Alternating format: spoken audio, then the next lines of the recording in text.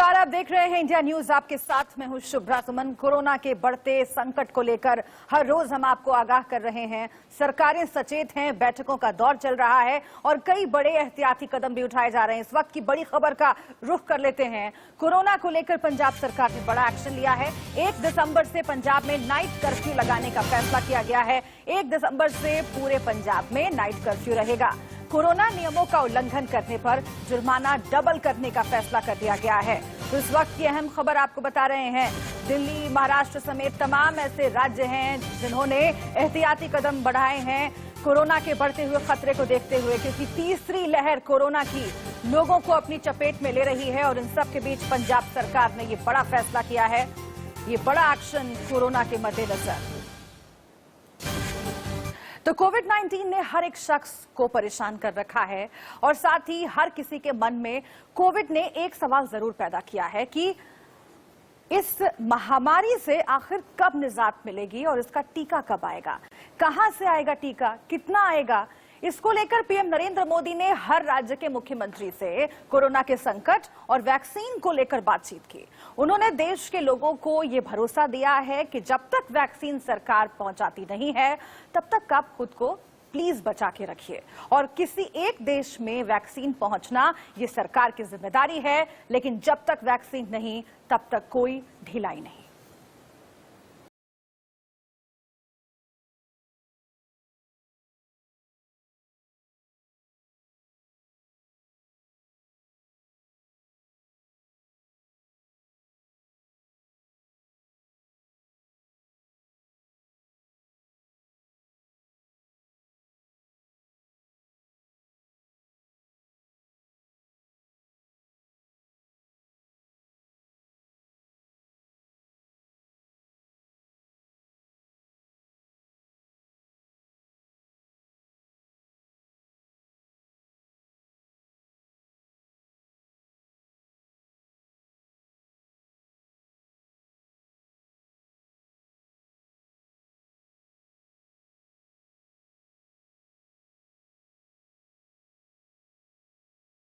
National commitment है।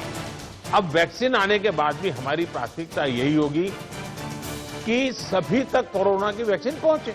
उसमें तो कोई विवाद हो ही नहीं सकता है। लेकिन कोरोना की वैक्सीन से जुड़े भारत का अभियान अपने हर नागरिक के लिए एक प्रकार से नेशनल कमिटमेंट की तरह है। इतना बड़ा टीकाकरण अभियान स्मूथ हो, सिस्टमेटिक हो और सस्टेन हो, ये लंबा चलने वाला है। इसके लिए हम सभी को, हर सरकार को, हर संगठन को एकजुट होकर के कोऑर्डिनेशन के साथ एक टीम के रूप में काम करना ही पड़ेगा। ये एक दिन का काम नहीं है, ये मिशन इम्पॉसिबल जैसा है। 135 करोड़ लोगों तक वैक्सीन पहुंचानी है। इसके लिए अभी से मजबूत सिस्टम चाहिए। वैक्सीन कोल्ड स्टोरेज और डिस्ट्रीब्यूशन स्टोरेज बनाने होंगे। एक एक राज्य को ब्लॉक लेवल में टास्क फोर्स बनानी होगी। हमें कितनी अतिरिक्त कोल्ड स्टोरेज की जरूरत रहेगी, मुझे लगता है कि राज्यों ने इस पर अभी बल देकर के व्यवस्थाएं खड़ी करना शुरू कर देना चाहिए। कहाँ कहाँ संभव हो गए, उसके पैरामीटर्स क्या हो गए, उस पर हमें यहाँ से सूचनाएं तो डिपार्टमेंट को चली गई है, लेकिन इसको अब इम्प्लीमेंट करने के हमने रेडी रखना पड़ेगा। और जरूरत पड़ी तो अतिरिक्त सप्लाई भी सुनिश्चित की जाएगी। और इसका विस्तृत प्लान बहुत जल्द ही राज्य सरकारों के साथ मिलकर के तय कर दिया जाएगा। हमारी राज्यों की और केंद्र की टीम साथ लगातार वो बातचीत कर रहे हैं, काम चल रहा है। केंद्र सरकार ने राज्यों से कुछ समय पहले आग्रह किया था कि स्टेट लेवल पर एक स्टीयरिंग कमेटी और एवं स्टेट और डिस्ट्रिक्ट लेवल पर टास्क फोर्स का, और मैं तो चाहूंगा कि ब्लॉक लेवल पर हम जितना जल्दी ये व्यवस्थाएं खड़ी करेंगे और किसी न किसी एक व्यक्ति को काम देना पड़ेगा। इन कमेटियों की रेगुलर बैठक हो, उनकी ट्रेनिंग हो, उनकी मॉनिटरिंग हो और जो ऑनलाइन ट्रेनिंग होती है वो भी शुरू हो। हमें हमारा रोजमर्रा के काम के साथ कोरोना से लड़ते लड़ते भी इस एक व्यवस्था को भी विकसित तुरंत करना पड़ेगा। पीएम मोदी के दिमाग में वैक्सीन बांटने की पूरी पिक्चर क्लियर है। पीएम ने राज्यों का एक्शन प्लान भी मांगा है। कोरोना से लड़ने के बीच ही इसकी तैयारी जल्द से जल्द करनी है। ये स्पीड भी जरूरी है, लेकिन कोरोना वैक्सीन पर सेफ्टी भी बेहद जरूरी है। वैक्सीन कितनी कीमत में आएगी ये भी तय नहीं है। मूल भारतीय वैक्सीन अभी 2 मैदान में आगे हैं, लेकिन बाहर के साथ मिलकर के हमारे लोग काम कर रहे हैं। अभी वैक्सीन के दाम और डोज भी पूरी तरह से तय नहीं है। कौन सी वैक्सीन कितने फिक्स रेट में मिलेगी और कितनी डोज में वैक्सीन कितने लोगों को लगेगी, इसकी भी पिक्चर की गारंटी नहीं है। कितनी वैक्सीन भारत लेगा ये भी अभी तय नहीं है। पीएम मोदी की टीम की हर वैक्सीन पर नजर है। भारत सरकार हर डेवलपमेंट पर बारीकी से नजर रखे हुए हैं, हम सबके संपर्क में भी हैं। और अभी ये तय नहीं है कि वैक्सीन की 1 डोज होगी, 2 डोज होगी या 3 डोज होगी। ये भी तय नहीं है कि इसकी कीमत कितनी होगी, उसकी कीमत कितनी होगी, ये कैसे होगी। दुनिया में जिस प्रकार के कॉरपोरेट वर्ल्ड भी है, उनका भी एक कंपटीशन है। दुनिया के देशों के भी अपने अपने डिप्लोमेटिक इंटरेस्ट होते हैं। WHO से भी हमें इंतजार करना पड़ता है। तो हमें ये इन चीजों को वैश्विक संदर्भ में ही आगे बढ़ना पड़ेगा। भारत को कोरोना की वैक्सीन अगले 3 से 4 महीने में मिल जाने की उम्मीद है। फरवरी में कम से कम 2 वैक्सीन भारत के पास होंगी। साथ ही फरवरी मार्च में वैक्सीनेशन भी शुरू हो सकता है। अगले साल सितंबर तक 25 से 30 करोड़ भारतीयों तक वैक्सीन पहुंचने की पूरी तैयारी है। निष्ठा के साथ वर्षा, इंडिया न्यूज, दिल्ली।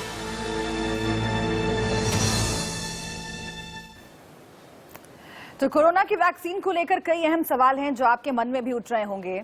हम उन तमाम सवालों के जवाब ढूंढने के और आप तक पहुंचाने की कोशिश करेंगे। लेकिन सबसे पहले आप ये जानिए कि भारत के पास कोरोना वैक्सीन के कितने ऑप्शन हैं। ये जानना आपके लिए बेहद जरूरी है। इस समय भारत में कम से कम 5 वैक्सीन का ह्यूमन ट्रायल चल रहा है। वो कौन कौन से हैं, हम आपको तफसील से बताते हैं। इसमें सबसे पहले ऑक्सफोर्ड और एस्ट्राजेनेका की वैक्सीन है, जिसे पुणे का सीरम इंस्टीट्यूट बना रहा है। भारत में इसके 3रे चरण का ट्रायल चल रहा है। इस वैक्सीन का संभावित दाम जान लीजिए, 500 से 600 रुपए प्रति डोज इसका दाम होगा। दूसरी वैक्सीन कौन सी है? भारत बायोटेक की कोवैक्सीन ये है, जिसका 3रे चरण का ट्रायल शुरू हो चुका है। दूसरे चरण का ट्रायल नतीजे आने वाले हैं इसकी कीमत अभी तय नहीं है। इसकी कीमत अभी आनी बाकी है। इसके साथ ही एक और है, फार्मा कंपनी कैडिला की यह वैक्सीन है, जिसका 2रे चरण का ट्रायल चल रहा है और कीमत अभी तय नहीं है इसकी भी। एक और वैक्सीन यानी कि चौथी वैक्सीन रशिया की स्पुतनिक है, जो 2रे और 3रे फेज के ट्रायल में है। इसके 1 डोज की कीमत 700 रुपए से कम बताई जा रही है। इसके साथ ही 5वीं वैक्सीन हैदराबाद की बायोलॉजिकल ई कंपनी की वैक्सीन है, जो पहले और 2रे चरण की शुरुआत में है और इसीलिए कीमत का फिलहाल कोई अनुमान नहीं है। इसी तरह की सभी कंपनियों के मैन्युफैक्चरर्स और डेवलपर्स से केंद्र सरकार लगातार संपर्क में है। भारत का प्लान है कि अगले साल सितंबर तक 25 से 30 करोड़ लोगों को टीका लगा दिया जाए और इसके लिए हर व्यक्ति के हिसाब से कम 2 डोज के लिए कम से कम 50 करोड़ वैक्सीन डोज की जरूरत है। लेकिन जैसा कि आपने प्रधानमंत्री नरेंद्र मोदी की बात सुनी, अभी बहुत सारी बातें तय होनी बाकी हैं। और हम सीधा रुख कर लेते हैं अपनी सहयोगी शालिनी का। शालिनी, बहुत बातें पीएम नरेंद्र मोदी ने भी देश की जनता के साथ शेयर की हैं। वैक्सीन का इंतजार सबको है। उन्होंने भी कहा है कि धीरज रखिए और धीरे धीरे तमाम सवालों के जवाब मिल जाएंगे, कि जैसे डिस्ट्रीब्यूशन कैसे होगा, प्राथमिकताएं क्या होंगी, डोजेस कितने होंगे। लेकिन आपके पास जो इन्फॉर्मेशन आ रही है, क्योंकि तमाम राज्य सरकारें भी अपनी तरफ से अब एक रोड मैप बना रही हैं कि जब वैक्सीन इस साल के अंत तक या अगले साल की शुरुआत तक आए, तो इतनी बड़ी आबादी में कैसे इसे डिस्ट्रीब्यूट किया जाए और दूसरा कोल्ड स्टोरेज की व्यवस्था कैसे की जाए ताकि लंबे समय तक प्रिजर्व करके उसे रखा जा सके। अभी तक मोटा मोटी क्या जानकारी मिली है शालिनी? जी बिल्कुल रचना, जैसे कि हमारा देश 130 करोड़ की जनसंख्या वाला है, उसके लिए लगभग 270 करोड़ वैक्सीन की जरूरत है। ऐसे में ये बहुत राहत की बात है जिस तरह के कल परिणाम आए एस्ट्राजेनेका की तरफ से, जिनका टाई अप सीरम ग्रुप से है भारत के, और वहां पर लगभग भारत में 3रा ट्रायल जो है वो एस्ट्राजेनेका का शुरू हो चुका है। तो ऐसे में उम्मीद है पहला नंबर एस्ट्राजेनेका का है, जिसका टाइप सीरम के साथ है, तीसरे चरण पर है। दूसरा नंबर भारत बायोटेक का है। भारत बायोटेक यानी कि कोवैक्सीन, क्योंकि इंडिया की खुद की वो वैक्सीन है, स्वदेशी वैक्सीन है। तो ऐसे में कोवैक्सीन से बहुत उम्मीद लगाई है, क्योंकि कोवैक्सीन की जो कीमत है वो शायद एस्ट्राजेनेका से भी कम होगी। लेकिन उम्मीद है कि ये दोनों वैक्सीन फरवरी या मार्च तक के महीने में आएंगी, और जो पहला टीका लगेगा यानी कि फेज 1 की हम बात करते हैं, जैसे कि केंद्रीय स्वास्थ्य मंत्री ने भी कहा था, उन्होंने इंटरव्यू में भी बोला था कि पहला 25 से लगभग 30 करोड़ लोगों को जुलाई से अगस्त के बीच में लगेंगी, लगभग। बिल्कुल, तो प्राथमिकताएं तय करके और टारगेट्स बनाकर सरकारें काम कर रही हैं, लेकिन केंद्र सरकार और राज्य सरकारों को मिलकर काम करना है, और इसके संकेत लगातार प्रधानमंत्री नरेंद्र मोदी भी दे रहे हैं। हम सीधा रुख कर लेते हैं अपने मेहमान का। हमारे साथ छत्तीसगढ़ के स्वास्थ्य मंत्री टीएस सिंहदेव साहब जुड़ रहे हैं। टीएस सिंहदेव साहब, बहुत स्वागत है आपका इंडिया न्यूज पर। और तमाम राज्यों के जो लोग हैं वो अपनी अपनी सरकारों से यही जानना चाहते हैं कि इस स्टेज पर आकर, चूंकि कोरोना ने अब फिर से एक बार पैर पसारा है और भारी नुकसान हो रहा है देश भर में, छत्तीसगढ़ में आप लोगों का क्या आकलन है? पहले जो मौका मिला था उसमें किस तरह की व्यवस्थाएं की गई, और सबसे महत्वपूर्ण जो वर्चुअल मीटिंग हुई पीएम मोदी के साथ, रोड मैप शेयर किया होगा आप लोगों ने कि कैसे वैक्सीन जब आएगी तो उसे डिस्ट्रीब्यूट किया जाएगा, किस तरह की बातचीत हुई सर? ये काम तो किए हो और वो जैसे हाँ नहीं, सिंहदेव साहब आपको आवाज आ रही है? इसी को करना। टीएस सिंहदेव साहब आपको आवाज आ रही है? सर आप मुझे सुन पा रहे हैं सिंहदेव साहब? जी अभी आवाज आ रही है। जी सर, मैं आपसे यही समझना चाह रही हूँ कि छत्तीसगढ़ के स्वास्थ्य मंत्री होने के नाते, क्योंकि तमाम राज्यों की जो जनता है वो यही जानना चाहती है कि सरकारों की तैयारी क्या है, थोड़ा पैनिक की स्थिति तो है, आपका आकलन क्या है छत्तीसगढ़ को लेकर के? और जो वर्चुअल मीटिंग हुई पीएम के साथ, उसमें किस तरह के रोड मैप को शेयर किया आप लोगों ने तैयारियों को लेकर और वैक्सीन के डिस्ट्रीब्यूशन को लेकर? पैनिक की तो कोई जरूरत ऐसी नहीं होनी चाहिए जी। और अलग अलग राज्यों में जहां पॉजिटिविटी बढ़ रही है वहां उनकी चिंता जरूर बढ़ी है। महाराष्ट्र ने नई व्यवस्थाएं की हैं, और जगह भी ये प्रोटोकॉल जारी हो रहे हैं। हम लोगों ने भी एयरपोर्ट में ये प्रोटोकॉल जारी किया है कि जो टेस्टिंग करा के नहीं आ रहे हैं 3 दिन पहले, कम से कम 3 दिन पहले का सैंपल दिया हुआ टेस्ट रिपोर्ट होना चाहिए, वरना हम लोग भी टेस्टिंग करेंगे। तो नए आने वाले लोगों के लिए इस प्रकार का एहतियात बरत रहे हैं कि ट्रबल स्पॉट से, हॉट स्पॉट से अगर आ रहे हैं तो उनकी देखभाल हो। प्रधानमंत्री जी के साथ जो बात हुई, दो पाली में बात हुई थी, 10:30 से 12 बजे के बीच में 8 राज्यों की उन्होंने समीक्षा की थी, मुख्यमंत्री, स्वास्थ्य मंत्री, गृह मंत्री के साथ में, कि उन 8 राज्यों की जो परिस्थितियां हैं, आरटीपीसीआर में कितने टेस्ट हो रहे हैं, तुलनात्मक एंटीजन टेस्ट कितने हो रहे हैं। कुछ राज्यों में आरटीपीसीआर टेस्ट 97% तक थे। कुछ राज्यों में जैसे छत्तीसगढ़ है उसमें एंटीजन टेस्ट 75% और 25% आरटीपीसीआर। तो इस रेशो को कम करना, इसके अंतर को देखना, जो आरटीपीसीआर है वो तो ठीक है, जो एंटीजन टेस्ट हैं और उनके जो नेगेटिव आए उनका फॉलोअप टेस्ट आरटीपीसीआर पद्धति से कराना। तो इस प्रकार की लॉजिस्टिक्स की बातें और व्यवस्थाओं की बातें और फीडबैक की वास्तविक स्थिति क्या है ये साझा किया। कुछ हम लोगों के हिसाब से जानकारियां केंद्र सरकार के पास अगर गलत थी तो वो हम लोगों ने बताया कि जो टेस्टिंग आपने बताया है कि छत्तीसगढ़ में कम हुई है, एक्चुअली टेस्टिंग बढ़ी है और लगातार 23,000 प्रतिदिन के टेस्ट हो रहे थे औसतन। इसको अभी और बढ़ाया भी गया है पिछले दिनों में, तो बल्कि 30,000 का औसत अभी आ रहा है। तो ये इस प्रकार की पहले पाली की बात थी। 12 बजे से 1:30 बजे के बीच में जो मीटिंग चली, 5 मिनट के टी ब्रेक के बाद में, उसमें लगातार ये बातें आई कि वैक्सीन जो आ रही है उसकी स्टेटस क्या है। तो वैश्विक स्तर पे करीब 50 कैंडिडेट्स हैं जो reasonably advance stage of trial में है, जो उनकी टेस्टिंग करा रहे हैं। उन लोग फेज 1, फेज 2, फेज 3 में है, उनके बारे में। और ये 50 में से 25 हैं जो कि और नजदीक हैं, करीब हैं रिजल्ट्स देने के। इनमें से 5 हमारे देश में हैं 4 फेज 2 फेज 3 ट्रायल में है और एक फेज 1 फेज 2 बिल्कुल सर, ये ट्रायल की इन्फॉर्मेशन बहुत महत्वपूर्ण है और आपने काफी सारी जानकारियां पहले सवाल के जवाब में दी हैं, लेकिन मैं टेस्टिंग, ट्रीटमेंट और वैक्सीन इन तीनों को लेकर के अलग अलग जरा आपसे बात करना चाहती हूं, क्योंकि छत्तीसगढ़ के लोग जो हैं वो भी समझना चाहते होंगे। और टेस्टिंग की बार बार आ रही है, सुप्रीम कोर्ट ने भी कहा कि कम पैसे में, क्योंकि अगर दाम ज्यादा है तो आम आदमी की पहुंच से वो टेस्टिंग बाहर हो जाती है, और ऐसे में इस समस्या का निजात करना, कोरोना से कैसे आखिर पार पाएंगी सरकारें, ये जरा मुश्किल हो जाता है। क्योंकि हमारे पास अब अनुभव है, अलग अलग देशों का अनुभव है, पहले दूसरे फेज में कोरोना ने जो तबाही मचाई उसका अनुभव है, और जितनी ज्यादा टेस्टिंग होगी उतना ज्यादा हम बच सकते हैं इस बीमारी से। आपने कहा कि लैब पर्याप्त हैं, लेकिन कैसे वो आम लोगों की रीच तक पहुंचे, कैसे उसे कम दाम तक लोगों तक पहुंचाया जाए, इसका क्या प्लान है आपके पास? और क्या लैब की संख्या बढ़ाने के लिए भी कोई रोड मैप आपने तैयार किया है? जी, एक तो लैब पर्याप्त नहीं कहे जा सकते। ठीक है। जब कोरोना आया था तो पूरे देश में एकमात्र लैब था पुणे में, वायरोलॉजी इंस्टीट्यूट में। पूरे देश में केवल एक लेबोरेटरी थी, और छत्तीसगढ़ में उसके बाद एम्स में लैब चालू हुआ, और एम्स के बाद में हमने मेकाहारा में जो रायपुर का मेडिकल कॉलेज है उसमें लैब चालू किया।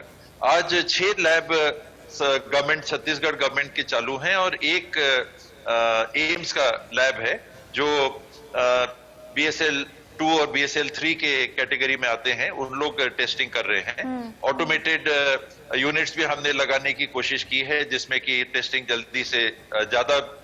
जल्दी रिजल्ट उसके आ सके।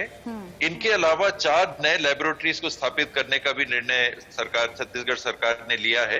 एक कांकेर में, एक धमतरी में, और एक कोरबा में, एक कोरिया में। तो ये 4 जगह नए BSL 2 लेवल के लैब्स बनेंगे। करीब 2.5 करोड़ का खर्चा इसमें है।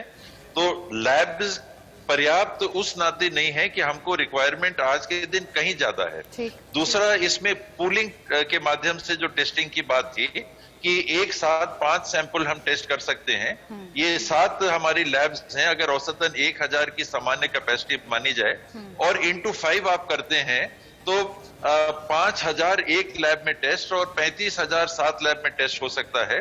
दिक्कत ये आ रही है कि पॉजिटिविटी क्योंकि बढ़ गई है, तो एक साथ 5 सैंपल पूल अगर आप करते हैं और उसमें रिजल्ट पॉजिटिव आ गया, तो कौन से 5 में से पॉजिटिव है उसको जानने के लिए फिर ब्रेकअप करना पड़ता है। फिर 2 का ग्रुप, 3 का ग्रुप, उसमें से अगर 1 में आ गया, 3 में आ गया, तो फिर उसको 3 बार टेस्टिंग करना पड़ता है। इसलिए हमारे जो विशेषज्ञ हैं उनकी सलाह पे पूलिंग से हम बच रहे हैं, और इस कारण से जो टेस्टिंग की मात्रा है, जो पूलिंग के माध्यम से सोचा गया था कि ज्यादा हो सकती है, वो छत्तीसगढ़ में हम उसमें पीछे हैं। और एंटीजन के माध्यम से हम पॉजिटिव, तो उसकी स्पेसिफिसिटी कहा जाता है कि आप टेस्ट करेंगे पॉजिटिव मतलब पॉजिटिव, तो जैसे RT-PCR में पॉजिटिव वैसे एंटीजन में पॉजिटिव, इसमें कोई अंतर नहीं आएगा। लेकिन एंटीजन में नेगेटिव अगर आता है तो इसमें अगर वायरल लोड कम है तो संभावना रहती है कि इसमें से भी कुछ पॉजिटिव केसेस छूट गए हों। इसकी सेंसिटिविटी कहते हैं, नेगेटिव में कितने पॉजिटिव हैं वो 60% ही केवल के आसपास माना जाता है। तो इस कारण से उनको रीटेस्ट करने की भी बात आती है। ये छत्तीसगढ़ की स्थिति है टेस्टिंग के बारे में।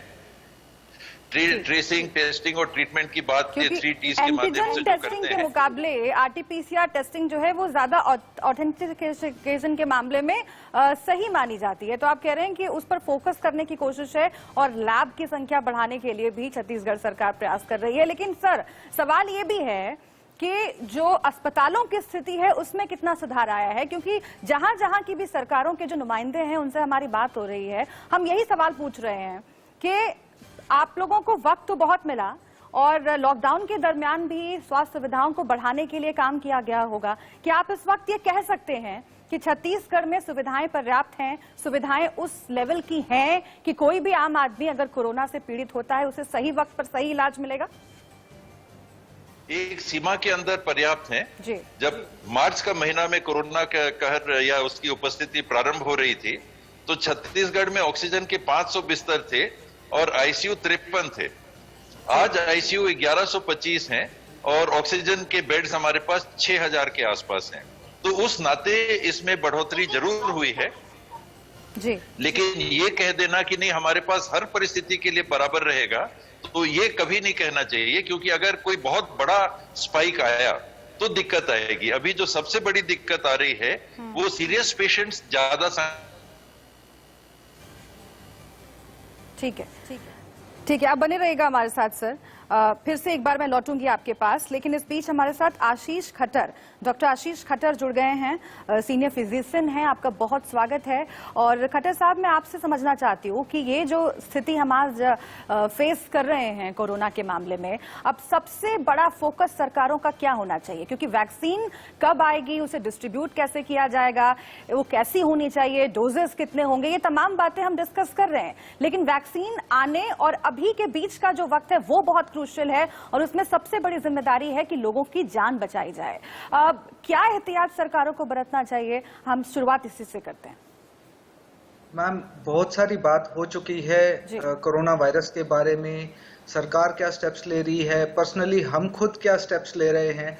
सबसे ज्यादा फिर दोबारा मैं बोलूंगा, नियंत्रण खुद की सावधानी है। सरकारें तो बार बार बोल चुकी कि मास्क डालिए, सोशल डिस्टेंसिंग मेंटेन करिए, वो सबसे ज्यादा जरूरी है। अगर हम बाजारों में नहीं घूमेंगे, हम सोशल डिस्टेंसिंग मेंटेन करेंगे, सावधानियां बरतेंगे, हम खुद का बचाव करके रखेंगे। अब क्योंकि महामारी इतनी ज्यादा फैल गई है तो एक वैक्सीन जरूर चाहिए, नहीं तो इसका कंट्रोल बहुत ज्यादा मुश्किल हो जाएगा। हमने ट्राई किया लॉकडाउन से, हमने ट्राई किया उस लॉकडाउन में तैयारी करके, पर फिर भी जो स्थिति अभी पैदा हो गई है उस केस में हमें वैक्सीन चाहिए। अब वैक्सीन आने के लिए, एक नॉर्मल वैक्सीन लाने के लिए 5 से 6 साल का टाइम चाहिए, जिसमें phase 1, phase 2, phase 3 clinical trials चाहिए। फेज 1 के एवरेज आपको 1 साल चाहिए, फेज 2 को 2 से 3 साल चाहिए, फेज 3 को 3 से 4 साल चाहिए।